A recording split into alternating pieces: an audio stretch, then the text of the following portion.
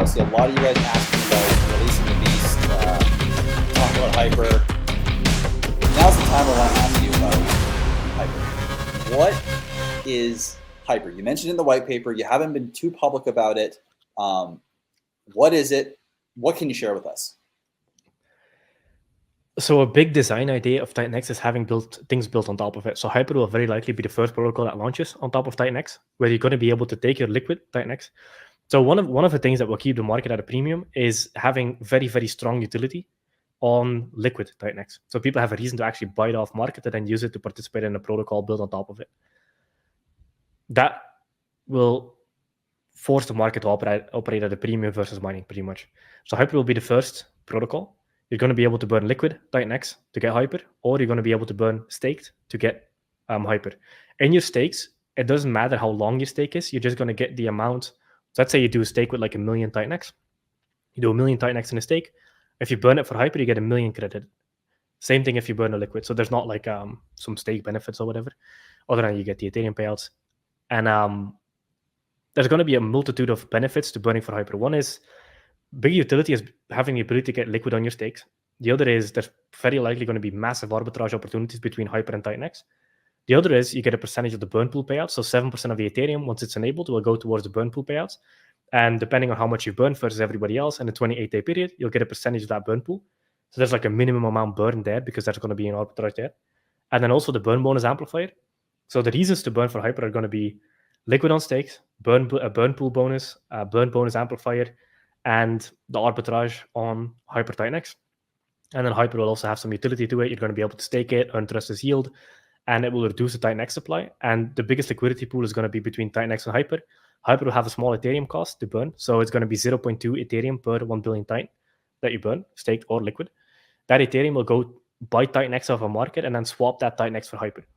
This is a very important idea here is when TitanX gets swapped for Hyper, it does not hurt the TitanX price on the TitanX wrapped Ethereum ratio, because that's how DEXs operate. Hyper will pretty much always operate at a premium compared to TitanX, so there's going to be massive arbitrage opportunities, and Hyper is going to be the thing that pulls it up. It's very advanced game theory. But Hyper is kind of going to be a form of native staking of TitanX, but then in the Hyper token, pretty much. And it's always going to be 1-to-1, one TitanX for one Hyper. And as TitanX gets more scarce and more scarce and more expensive and more scarce over time, the Hyper goes up with it at pretty much almost an exponential rate, because there's also going to be an early adoption bonus on Hyper. I'm still working on the elevator pitch, but it's the first protocol built on top of it. It will eat the TitanX supply, which pushes the TitanX value up. And since the value of Hyper is derived from TitanX, it pushes both things up. And Hyper will also, it's kind of like the very similar idea to compared to like mining TitanX or buying it off a market. Hyper will almost always operate at a premium compared to TitanX. And that arbitrage is kind of what's going to drag the entire ecosystem up. That is sick. And we went over a hell of a lot there. So I want to slow down now that you guys have the one-shot deal. And we're going to break this down a little bit further. So again, it's Titan miners are not being burnt. It's only liquid and staked Titan. Now let's talk about, okay, so you said a few interesting things there. You said there's arbitrage. You talked about the staking side of Hyper. But let's talk about, okay, what happens when you, like if we go step by step here, what are the things that have to happen? Like arbitrage, which is basically a place where you can take advantage of a discrepancy between two of the same prices to basically make a profit. How do we get there? So, okay, you got your TitanX stake or liquid, right? You burn it. What happens? You get Hyper. Hyper is automatically staked. You have to set a minimum stake date of 8 days up to 888. 888 is going to be the max. So 888 is going to be the max stake days. So minimum of 8. And so that's an interesting. So that's an interesting game theory right there, where everyone has to wait 8 days to get that arbitrage, and a whole lot can happen inside of that window there. That's really interesting. Okay, so everyone's got to wait. It costs. Do you say? And it costs 0.2 Ethereum to do this burn, correct? It's 0.2 per 1 billion. So if it's 100 million Titan instead of a billion, you only pay 0.02. The reason we put the cost low is because we want the highest amount of TitanX supply burn. And here's some of the magic. So in TitanX, the proof of burn 2.0, you can set something called a builder reward. So people building on top of TitanX can get rewards in the TitanX token. So let's say you build a protocol, you burn 100 billion TitanX, users burn 100 billion TitanX in your protocol, you can get up to 8%. It's a percentage that you set yourself between 0 and 8%. You can also set it at 0. And so if users burn 100 billion TitanX for your protocol, you can get up to 8% of that. So you can get 8 billion. And this is kind of like income for the developer pretty much. It's an incentive for people to keep building on the ecosystem because they build an income stream and they help their bag pretty much. The other thing is what we're going to be doing with Hyper is that 8% builder fee will not go to me, will not go to the team, will not go anywhere. But it will go somewhere, but not to us. What that 8% is going to do, that 8% is going to go towards the Hyper buy and burn contract, and that 8% actually goes towards swapping TitanX for Hyper, which increases the Hyper TitanX arbitrage ratio. So 8% of all TitanX burns goes into the Hyper buy and burn to be swapped for Hyper, which increases the ratio between Hyper and TitanX. So the biggest buy and burn will not come from the Ethereum that people pay on Hyper. The biggest buy and burn will come from the 8% developer fee, or builder reward is what it's called in the code. That will go towards the Hyper buy and burn, which will then swap TitanX for Hyper. It doesn't impact the TitanX wrapped Ethereum ratio, so it doesn't hurt the price. But it will push up the ratio between Hyper and TitanX, which will cause more people to burn. And it kind of creates this extremely positive feedback loop to the upside. And then when it swaps TitanX for Hyper, the amount of Hyper that it buys, it also burns. So Hyper will also be deflationary. That's so interesting. And so the one thing I'm going to start with is like you basically have people trying to take advantage of an arbitrage opportunity. Basically, there's a profitable, to say it simply, because arbitrage is a big word that many people, well, not a big word, but it's a word that many people maybe don't understand. But there's an opportunity there when you burn your TitanX staked or liquid for Hyper, where you're going to be able to make a profit on the value of what your Titan is by the time you get over to Hyper. Now, when people take advantage of that, in order to do that, that's going to be selling down the price of Hyper in order to take a profit. Otherwise, you're not really profiting. You're just kind of keeping it in Hyper, right? You're not making the most, well, you're not taking advantage of it. You're kind of just using the opportunity to leverage to get more value in the system.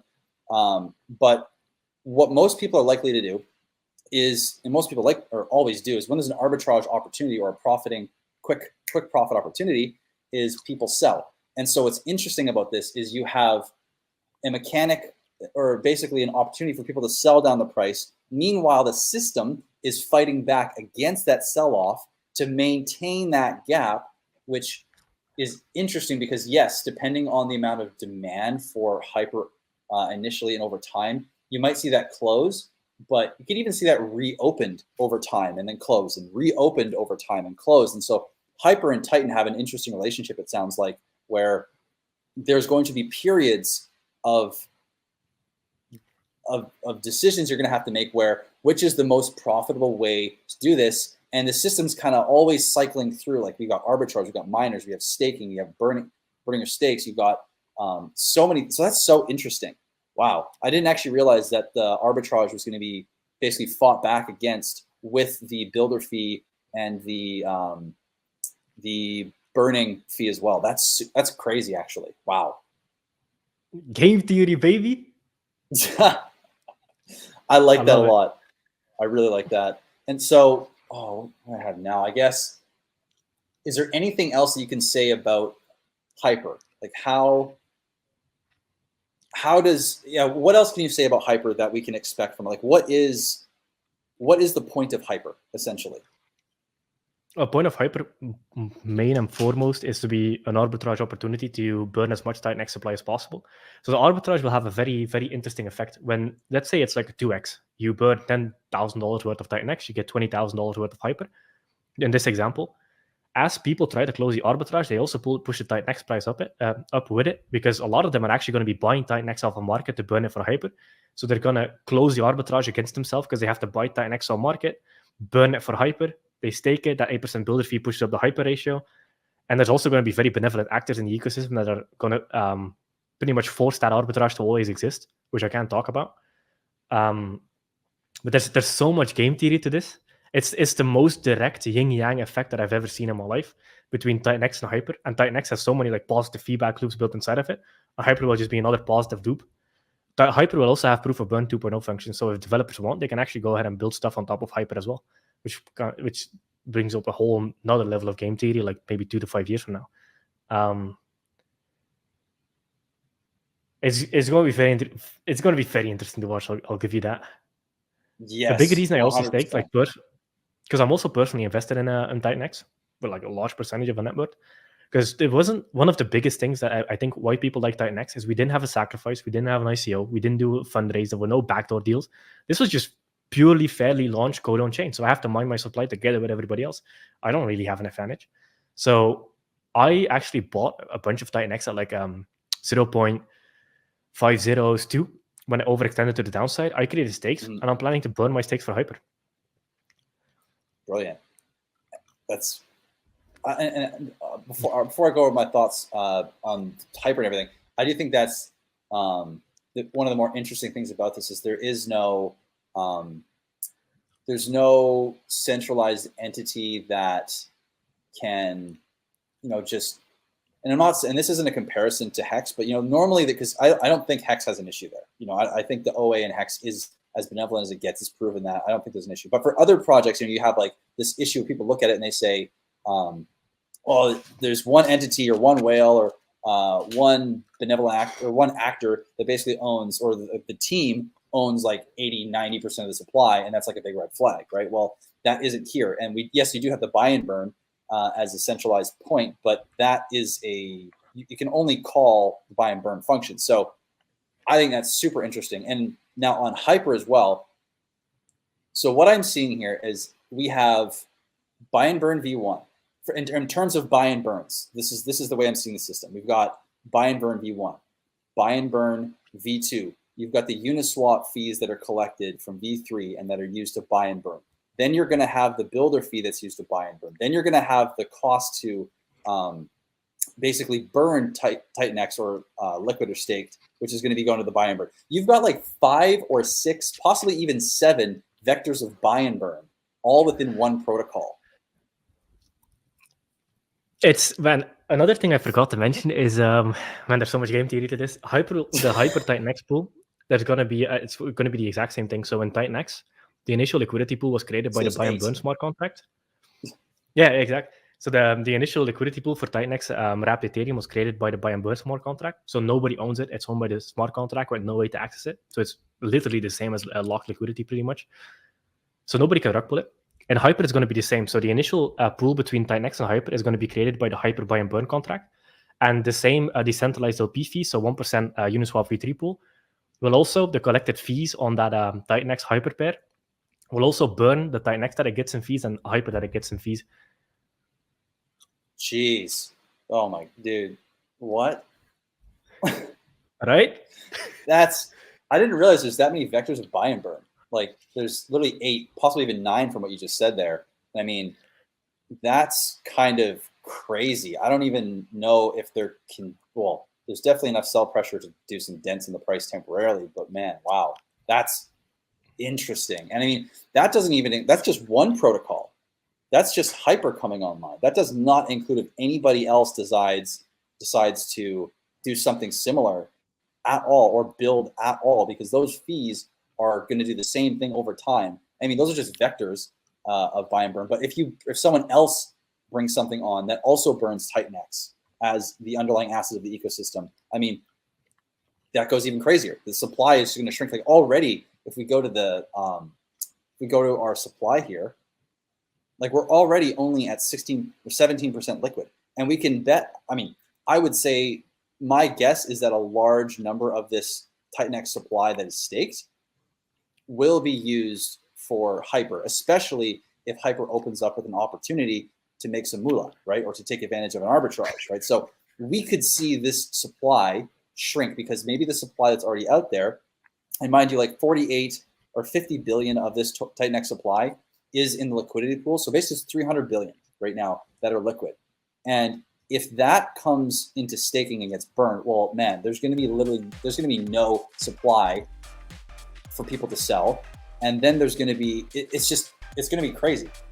Thank you so much for watching this clip. If you enjoyed it and you want to watch the whole stream, there is a link to the full stream in the description, as well as all the links to any guests that you're seeing in this stream as well. If you want coaching from me directly, you can go to the links in the description for either a 30-minute or 1-hour call. I also have a book on Amazon that you can get in either paperback, hard copy, or Kindle, which the Kindle is absolutely free, as well as a free version of the book on my website in PDF format. So Thank you again for watching this clip. I hope you have a great rest of your day, and we'll see you again very soon in the next one. Peace.